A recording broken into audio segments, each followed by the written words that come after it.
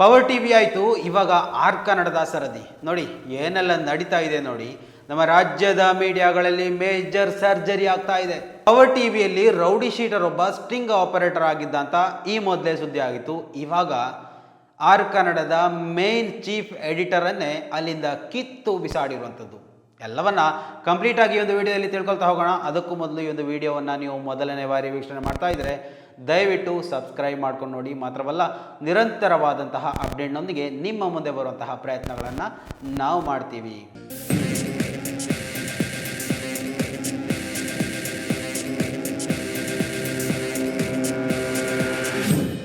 ವೀಕ್ಷಕರೇ, ದೇವರು, ನಂಬಿಕೆ, ಅದು ಇದು ಯಾರೆಲ್ಲ ನಂಬ್ತಿರೋ ಬಿಡ್ತಿರೋ ಗೊತ್ತಿಲ್ಲ, ಆದರೆ ಏನೋ ಒಂದು ಅಜ್ಞಾತ ಶಕ್ತಿ ಇವತ್ತು ನಮ್ಮ ರಾಜ್ಯದಲ್ಲಿ ತಾಂಡವ ಆಡ್ತಾ ಇದೆ ಅನ್ನೋದಕ್ಕೆ ಇದೇ ಒಂದು ಉದಾಹರಣೆ ಅಂತ ಹೇಳ್ಬೋದು.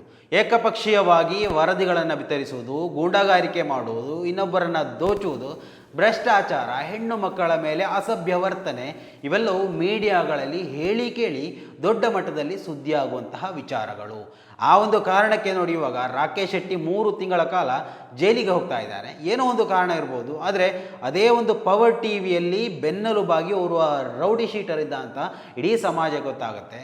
ಸೊ ಇವೆಲ್ಲ ಬೆಳವಣಿಗೆಯ ನಂತರ ಅರ್ನಬ್ ಗೋಸ್ವಾಮಿಯ ಕನ್ನಡದ ಮಾಧ್ಯಮ ಆರ್ ಕನ್ನಡದಿಂದ ಶೋಭಾ ಮಳವಳ್ಳಿ ಅವರನ್ನು ಕಿತ್ತು ಬಿಸಾಡ್ತಾ ಇರುವಂಥದ್ದು. ಒಂದು ರೀತಿಯಲ್ಲಿ ಈ ಒಂದು ಬೆಳವಣಿಗೆಯ ಬಗ್ಗೆ BLR ಪೋಸ್ಟ್ ಸ್ಫೋಟಕವಾಗಿ ವರದಿಯನ್ನು ಹಾಕಿರುವಂಥದ್ದು. ಎಲ್ಲ ವರದಿ ನೋಡಿ, ಕಳೆದ ರಾಕೇಶ್ ಶೆಟ್ಟಿ ವಿಚಾರದಲ್ಲಿ, ಆಮೇಲೆ ರೌಡಿ ಶೀಟರ್ ವಿಚಾರಗಳನ್ನೆಲ್ಲವನ್ನು ಹೊರಗಡೆ ತಂದಿದ್ದು BLR ಪೋಸ್ಟ್ ನೋಡಿ, ದಿನದಿಂದ ದಿನಕ್ಕೆ ವ್ಯಾಪಕವಾಗಿ ಜನರ ಮುಂದೆ ಕೆಲವೊಂದು ಸತ್ಯಾಂಶಗಳನ್ನು ಹೊರಗಡೆ ತರ್ತಾ ಇರುವಂತಹ ಒಂದು ಮಾಧ್ಯಮ, ಡಿಜಿಟಲ್ ಮಾಧ್ಯಮ ಅಂತ ನಾವು ಕರಿಬೋದು.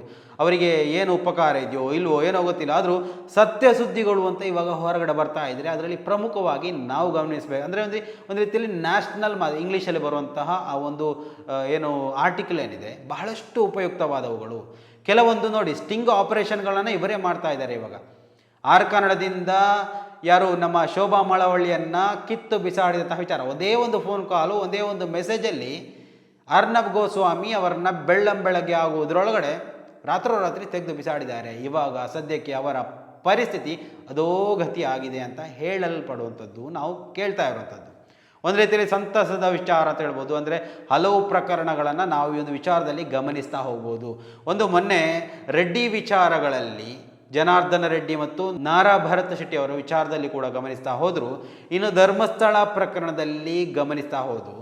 ಇಲ್ಲಿ ಆರೋಪಿಗಳ ಪರವಾಗಿ ನಿಂತಹ ವ್ಯಕ್ತಿ, ಏಕಪಕ್ಷೀಯವಾಗಿ ವರದಿಯನ್ನು ಬಿತ್ತರಿಸಿದಂತಹ ವ್ಯಕ್ತಿ, ಈ ಒಂದು ಪ್ರಕರಣವನ್ನು ಹಾದಿದಪ್ಪಿಸಲು ಪ್ರಯತ್ನಿಸಿದಂತಹ ವ್ಯಕ್ತಿ. ನೋಡಿ, ನಾವು ಯಾಕೆ ಇದನ್ನು ಹೇಳಬೇಕು ಅಂತ ಕೇಳಿದರೆ, ಈ ಒಂದು ವಿಚಾರದ ಬಗ್ಗೆ ಗಿರೀಶ್ ಮಠಣ್ಣವರು ಇನ್ಸ್ಟಾಗ್ರಾಮ್ನಲ್ಲಿ ಒಂದು ವಿಡಿಯೋ ಮಾಡಿ ಹಾಕಿದರು. ಹಿಂದಿಯಲ್ಲಿ ಆ ಒಂದು ವಿಡಿಯೋ ಇತ್ತು, ತಾವೆಲ್ಲ ಗಮನಿಸಿರ್ಬೋದು, ಅಥವಾ ನಮ್ಮ ಈ ಒಂದು ಚಾನಲನ್ನು ವೀಕ್ಷಣೆ ಮಾಡಿದರೆ ಅದು ಕೂಡ ತಮಗೆ ಸಿಗಬಹುದು. ಬೇಕಿದ್ರೆ ಈ ಒಂದು ವಿಡಿಯೋದ ಕೊನೆಯಲ್ಲಿ ಅದನ್ನು ಕೂಡ ಹಾಕ್ತೀನಿ ನಾನು. ಏನು ಹೇಳ್ತಾರೆ ಅಂತ ಕೇಳಿದರೆ, ನೀವು ರಿಪಬ್ಲಿಕ್ ಟಿವಿಯಲ್ಲಿ ಯಾವ ರೀತಿಯಲ್ಲಿ ತಮ್ಮ ಆ್ಯಂಕರಿಂಗ್ ಮಾಡ್ತೀರೋ ತಮ್ಮ ಫ್ಯಾನ್ಸ್ ನಾವು ಅಂತ ಅವರು ಬರ್ಕೊಂಡಿದ್ರು. ಆದರೆ ನಾನಂತೂ ಒಂದೊಂದು ಹೇಳುವಂಥದ್ದು, ಅರ್ನಬ್ ಗೋಸ್ವಾಮಿ ಕೂಡ ಒಂದು ಹಂತದಲ್ಲಿ ಇವಾಗ ಈ ಒಂದು ಸದ್ಯದ ಬೆಳವಣಿಗೆಯಲ್ಲಿ ಕೆಲವೊಂದು ಮಾರ್ಪಾಡುಗಳು ಸಂಭವಿಸ್ತಾ ಇದೆ. ಆದರೆ ಒನ್ ಟೈಮಲ್ಲಿ ಏಕಪಕ್ಷೀಯವಾಗಿ ಕೇಂದ್ರದ ಬೆನ್ನೆಲುಬಾಗಿ, ಅಂದರೆ BJP ಪಕ್ಷವನ್ನೇ ಎತ್ತಿ ಮೆರೆಸಿದವರು ಅಂತ ಕೂಡ ಹೇಳ್ಬೋದು. ಅದೇ ರೀತಿ ಆರ್ ಕನ್ನಡ ಕೂಡ ಇಲ್ಲಿ ಬಹಳಷ್ಟು ಅದೇ ರೀತಿಯ ಪ್ರಯತ್ನಗಳನ್ನು ಮಾಡುವಂತಹ ಶ್ರಮ ಪಟ್ಟಿತ್ತು. ಆದರೆ ಏನೂ ಅವರಿಂದ ಮಾಡೋದಕ್ಕೆ ಸಾಧ್ಯ ಆಗಲಿಲ್ಲ. ಏಕಪಕ್ಷೀಯ ವರದಿಗಳು ಯಾವತ್ತೂ ಹೆಚ್ಚು ಸಮಯ ಬಾಳೋದಿಲ್ಲ. ಆ ಒಂದು ಪೀಕ್ ಟೈಮಲ್ಲಿ ಅದನ್ನು ಬೆಳೆಸ್ಬೋದೇ ಹೊರತು, ನಾವು ಪ್ರತ್ಯೇಕವಾಗಿ ಈ ಒಂದು ವಿಚಾರದಲ್ಲಿ ಶೋಭಾ ಮಳವಳ್ಳಿ ಅವರು ಈ ಒಂದು ಸ್ಥಾನದಿಂದ ಹೊರಗಡೆ ಹೋಗೋದಕ್ಕೆ ಕಾರಣ ಅಂದರೆ, ಜನಾರ್ದನ ರೆಡ್ಡಿ ಮತ್ತು ಆಕೆಯ ವೈಫ್, ಹೆಂಡತಿಯನ್ನು ಇಂಟರ್ವ್ಯೂ ಮಾಡಿದಂತಹ ವಿಚಾರ ನಾವು ಗಮನಿಸ್ಬೋದು. ಭ್ರಷ್ಟಾಚಾರ, ಅದು ಇದು, ಕೊಲೆ ಸುಲಿಗೆ ಎಲ್ಲ ವಿಚಾರಗಳಲ್ಲಿ ಓರ್ವ ಖಳನಾಯಕನಾಗಿರುವಂತಹ ಅವರ ವ್ಯಕ್ತಿಯನ್ನು ಇಂಟರ್ವ್ಯೂ ಮಾಡಿ ದೊಡ್ಡ ಮಟ್ಟದಲ್ಲಿ ಆಕೆ ಒಂದು ದೆಹಲಿಯಲ್ಲೇ ಅವರಿಗೆ ನೋಟಿಸ್ ಬಂದಿತ್ತು. ಅಂದರೆ ಅರ್ನಬ್ ಗೋಸ್ವಾಮಿ ಡೈರೆಕ್ಟಾಗಿ ಅವರನ್ನು ಕಿತ್ತು ಬಿಸಾಡಬೇಕು ಅಂತ ಆರ್ಡರೇ ಮಾಡಿದ್ದ ಅಂತ ಬೆಳಕಿಗೆ ಬರ್ತಾ ಇರುವಂಥದ್ದು. ಬರೀ ಅದೇ ಕಾರಣ ಅಂತ ಕೇಳಿದರೆ ಖಂಡಿತವಾಗಿಯೂ ಅಲ್ಲ. ಧರ್ಮಸ್ಥಳ ಪ್ರಕರಣದ ಏಕಪಕ್ಷೀಯತೆ ಒಂದು ಸಿದ್ಧಾಂತವನ್ನೇ ಇಟ್ಟುಕೊಂಡು ಈ ಒಂದು ಪ್ರಕರಣವನ್ನು ದಾರಿ ತಪ್ಪಿಸುವಂತಹ ಪ್ರಯತ್ನವನ್ನು ಮಾಡಿದರು.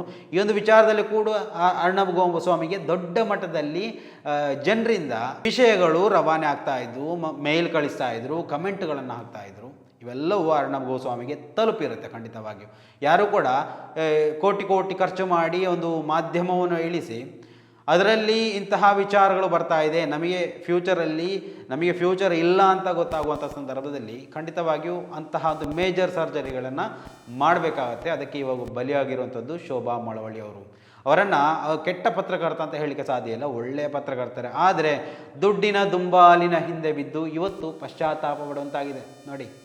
ಸೊ ಅದಕ್ಕೆ ನಾನು ಆರಂಭದಲ್ಲಿ ಹೇಳಿರುವಂಥದ್ದು, ದೇವರು, ನಂಬಿಕೆ ಇವುಗಳ ಮೇಲೆ ಯಾರೆಲ್ಲ ವಿಶ್ವಾಸ ಇಡ್ತೀರೋ ಬಿಡ್ತೀರೋ ಗೊತ್ತಿಲ್ಲ, ಆದರೆ ಇಂತಹ ಒಂದು ಕೆಲವೊಂದು ಬೆಳವಣಿಗೆಗಳು ನಡೆಯುವಂತಹ ಸಂದರ್ಭದಲ್ಲಿ ನಾವು ಅಂದ್ಕೊಳ್ಬೇಕಾಗತ್ತೆ ನೋಡಿ, ಯಾರಿಗೂ ಕಾನೂನು ವ್ಯವಸ್ಥೆಯಲ್ಲೂ ಏನು ಕೊಡೋದಕ್ಕೆ ಸಾಧ್ಯ ಆಗೋದಿಲ್ಲದರೂ ಕೂಡ ದೇವರು ಅನ್ನುವಂತಹ ಒಬ್ಬ ವ್ಯಕ್ತಿ ಇದ್ದಾನೆ, ಆತ ಕೊಡ್ತಾನಂತ. ಮಾಧ್ಯಮ ಅಂದರೆ ಸಮಾಜದ 4ನೇ ಆಧಾರ ಸ್ತಂಭ ಅಂತ ಕರೆಯುವಂತಹ ಈ ಒಂದು ಆಧಾರವನ್ನೇ ಪುಡಿಗಟ್ಟುವಂತಹ ಕೆಲವೊಂದು ಪ್ರಯತ್ನಗಳು ಮಾಧ್ಯಮಗಳಲ್ಲಿ ನಡೀತಾ ಇರುವಾಗ ಅದನ್ನು ನೋಡಿ ಸುಮ್ಮನೆ ಇರಬೇಕು ಅಂತ ಹೇಳಿದರೆ ದೇವರು ಕೂಡ ಮೆಚ್ಚೋದಿಲ್ಲ ಅಂತ. ಕಾನೂನು ವ್ಯವಸ್ಥೆಗಳು ಅಥವಾ ಕಾರ್ಯಾಂಗ ವ್ಯವಸ್ಥೆಗಳು ಇವೆಲ್ಲವೂ ಕಣ್ಣು ಮುಚ್ಚಿ ನೋಡ್ತಾ ಇದ್ರು, ದೇವರು ಅನ್ನೋನು ಕಣ್ಣು ಮುಚ್ಚಿ ನೋಡೋದಿಲ್ಲ, ಆತ ಕೊಡೋದನ್ನು ಕೊಡ್ತಾನೆ. ಇವತ್ತು ಬರೀ ಮೇಜರ್ ಸರ್ಜರಿಗಳಾಗಿರುವಂಥದ್ದು ಪವರ್ ಟಿ ವಿ ಅಥವಾ ಆರ್ ಕನ್ನಡ ಅಥವಾ ಇದು ಮಾತ್ರ ಅಲ್ಲ, ಸುವರ್ಣ ಚಾನಲಲ್ಲೂ ಕೂಡ ನಾವು ನೋಡ್ಬೋದು. ಮೇನ್ ಚೀಫ್ ಎಡಿಟರ್ ಆಗಿದ್ದಂತಹ ಅಜಿತ್ ಹನುಮಕ್ಕನವರ್ ಇವತ್ತು 2ನೇ ಸ್ಥಾನಕ್ಕೆ ಬರಬೇಕು ಅಂದರೆ ಅದಕ್ಕೆ ಕಾರಣನೇ ಇದು. ಏಕಪಕ್ಷೀಯವಾದಂತಹ ವರದಿಗಳು, TRPಗಳ ಕುಸಿತಗಳು ಇವೆಲ್ಲವೂ ಒಂದು ರೀತಿಯಲ್ಲಿ ಕಾರಣ ಆಗಿರುತ್ತೆ. ಸೊ ಅದನ್ನು ಮೊದಲು ತಾವೇನೋ ಬೊಬ್ಬೆ ಹಾಕಿ ಏನೋ ಮಾಡಿದರು ಅಂತ ಹೇಳಿದರು, ತಮಗೂ ಒಂದು ರೀತಿಯಲ್ಲಿ ಎಕ್ಸ್ಪೈರಿ ಡೇಟ್ ಅನ್ನೋದು ಇದೆ ಅನ್ನೋದನ್ನು ಮರೆತು ಬಿಟ್ಟಿದ್ರು. ಅಜಿತ್ ಹನುಮಕ್ಕನವರ ವಿಚಾರ ಕೂಡ ಹಾಗೆ. ಇವಾಗ ನಮ್ಮ ಪಬ್ಲಿಕ್ ರಂಗಣ್ಣ ಸ್ವಂತ ಚಾನಲ್, ಅವರದೇ ಚಾನಲ್, ಏನು ಬೇಕಾದರೂ ಮಾತಾಡ್ಬೋದು ಅನ್ನುವಂಥ ರೀತಿಯಲ್ಲಿ ಇವಾಗಲೂ 75-80 ವರ್ಷ ಆದರೂ ಕೂಡ ಬೇಕಾಬಿಟ್ಟಿಯಾಗಿ ವರದಿಯನ್ನು ಮಾಡ್ತಾ ಇದ್ದಾರೆ. ಒಂದು ಕಾಲದಲ್ಲಿ ದೈತ್ಯ ಪತ್ರಕರ್ತ ಅಥವಾ ಒಂದು ರೀತಿಯಲ್ಲಿ ಹರಿತ ನುಡಿಗಳ ಅವತಾರಕ ಅಂತ ಕರಿತಾ ಇದ್ದಂತಹ ವ್ಯಕ್ತಿ ಇವತ್ತು 3 ಕಾಸಿಗೂ ಬೆಲೆ ಇಲ್ಲದಂತಹ ವ್ಯಕ್ತಿಯಾಗಿದ್ದರೂ ಕೂಡ ಇವತ್ತು ಆ ಒಂದು ಸ್ಟೇಜಲ್ಲಿ ವೇದಿಕೆಯಲ್ಲಿ ಇದ್ದಾರೆ ಅಂತ ಹೇಳಿದರೆ ಅವರದ್ದೇ ವೇದಿಕೆ, ಅವರಿಗೆ ಏನು ಬೇಕಾದರೂ ಮಾತಾಡ್ಬೋದು ಅನ್ನೋಂತಹ ಚಿಂತನೆ. ಆದರೆ ಮಾಧ್ಯಮವನ್ನು ಕಟ್ಟಿಹಾಕುವಂತಹ ಕೆಲವೊಂದು ನ್ಯಾಯಾಂಗ ವ್ಯವಸ್ಥೆ ರೂಪುರೇಷೆಗಳು ಇದೆ, ಅದನ್ನು ಬಳಸ್ಕೊಂಡ್ರೆ ಇಂತಹ ಮಾಧ್ಯಮಗಳು ಇನ್ನೊಮ್ಮೆ ಉದ್ಭವ ಆಗೋದಿಲ್ಲ. ಇನ್ನು ಶೋಭಾ ಮಳವಳ್ಳಿ ಅವರ ವಿಚಾರವನ್ನು ಗಮನಿಸ್ತಾ ಇದೆ. ರಿಪಬ್ಲಿಕ್ ಕನ್ನಡದಲ್ಲಿ ಮೇಜರ್ ಸರ್ಜರಿ ಆಗಿರುವಂಥದ್ದು, ದೊಡ್ಡ ಮಟ್ಟದ ಸಂಚಲನ ಸೃಷ್ಟಿಯಾಗಿರುವಂಥದ್ದು. ಆ ಒಂದು ಚಾನೆಲ್ನ ಆಧಾರ ಸ್ತಂಭ, ಬೆನ್ನೆಲುಬಾಗಿದ್ದಂತಹ ಶೋಭಾ ಮಳವಳ್ಳಿಯವರು ದಿಢೀರಾಗಿ ಆ ಒಂದು ಚಾನೆಲ್ನಿಂದ ಹೊರ ಬಂದಿರುವಂಥದ್ದು. ಅರ್ಣಬ್ ಗೋಸ್ವಾಮಿ ಅವರ ನೇರ ಹಸ್ತಕ್ಷೇಪ ಇದರಲ್ಲಿ ಇದೆ ಅಂತ ಇವಾಗ ದೊಡ್ಡ ಮಟ್ಟದಲ್ಲಿ ಸುದ್ದಿ ಆಗ್ತಾ ಇರುವಂಥದ್ದು. ಕಾರಣ ಕೂಡ ಅದೇ ಅಂತ ಇವಾಗ ಹೇಳಲ್ಪಡ್ತಾ ಇರುವಂಥದ್ದು. ಬಳ್ಳಾರಿಯ ಆ ಒಂದೇ ಒಂದು ಇಂಟರ್ವ್ಯೂ ಇವರ ಜೀವನಕ್ಕೆ ಕುತ್ತು ತಂದಿರುವಂಥದ್ದು. ಆ ಒಂದು ವಿಷಯದ ನಂತರ ಒಂದು ವಿಚಾರ ಇಡೀ ವೈರಲ್ ಆಗ್ತಾ ಇದ್ದಂತೆ ಅರ್ಣಬ್ ಗೋಸ್ವಾಮಿ ಅವರಿಂದಲೇ ಒಂದು ಡೈರೆಕ್ಟ್ ಕಾಲ್ ಅಂತೆ, ಬೇಡ ಆರ್ ಕನ್ನಡದಿಂದ ಹೊರ ಹೋಗಬೇಕು ಅನ್ನೋಂತಹ ವಿಚಾರ. ಗುರುವಾರ ತಡರಾತ್ರಿ ನಡೆದಂತಹ ದಿಢೀರ್ ಬೆಳವಣಿಗೆಯಲ್ಲಿ ಅರ್ಣಬ್ ಗೋಸ್ವಾಮಿ ಅವರಿಂದಲೇ ಡೈರೆಕ್ಟ್ ಆಕ್ಷನ್ ಬಂದಿರುವಂಥದ್ದು.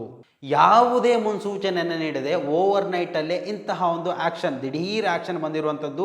ದೊಡ್ಡ ಮಟ್ಟದಲ್ಲಿ ಸಾಮಾಜಿಕ ವಲಯದಲ್ಲಿ ಚರ್ಚೆಗಳು ಆರಂಭ ಆಗಿರುವಂಥದ್ದು. ಮಾತ್ರವಲ್ಲ, ಎಲ್ಲ ಮಾಧ್ಯಮ ಪ್ರತಿನಿಧಿಗಳಲ್ಲೂ ನಡುಕ ಆರಂಭ ಆಗಿರುವಂಥದ್ದು. ನಾವು ಕೂಡ ಇದೇ ಒಂದು ಪರಿಸ್ಥಿತಿಗೆ ಬರ್ಬೋದು ಎನ್ನುವಂತಹ ಕೆಲವೊಂದು ಬೆಳವಣಿಗೆಗಳಿಗೆ ಈ ಒಂದು ಆರ್ ಕನ್ನಡದ ಮುಖಾಂತರವೇ ಈ ಒಂದು ದಿಢೀರ್ ಚಾಲನೆ ದೊರಕಿರುವಂಥದ್ದು. ಪತ್ರಿಕೋದ್ಯಮದಲ್ಲಿ ನಿಷ್ಠೆ ಮತ್ತು ನೀತಿ ಬಹಳ ಮುಖ್ಯ ಆಗಿರುತ್ತೆ. ಸೊ ಈ ಒಂದು ಬೆಳವಣಿಗೆಯು ನಿಜಕ್ಕೂ ಉಳಿದ ಮಾಧ್ಯಮಗಳಿಗೆ ಆರ್ ಕನ್ನಡ ನೀಡಿದಂತಹ ಒಂದು ಎಚ್ಚರಿಕೆಯ ಕರೆಗಂಟೆಯಾಗಿ ನಿಜವಾಗ್ಲೂ ಕಾಣಲ್ಪಡ್ತಾ ಇರುವಂಥದ್ದು. ಸ್ನೇಹಿತರೆ, ಒಂದು ವಿಚಾರದಲ್ಲಿ ನಿಮ್ಮ ಈ ಒಂದು ಬೆಳವಣಿಗೆ ಬಗ್ಗೆ ನಿಮ್ಮ ಅಭಿಪ್ರಾಯಗಳನ್ನು ಕೂಡ ಕಮೆಂಟ್ ಮಾಡಿ. ಮುಂದಿನ ಮಾಹಿತಿಯೊಂದಿಗೆ ಮತ್ತೆ ಭೇಟಿಯಾಗೋಣ. ಅಲ್ಲಿವರೆಗೂ ನಮಸ್ಕಾರ.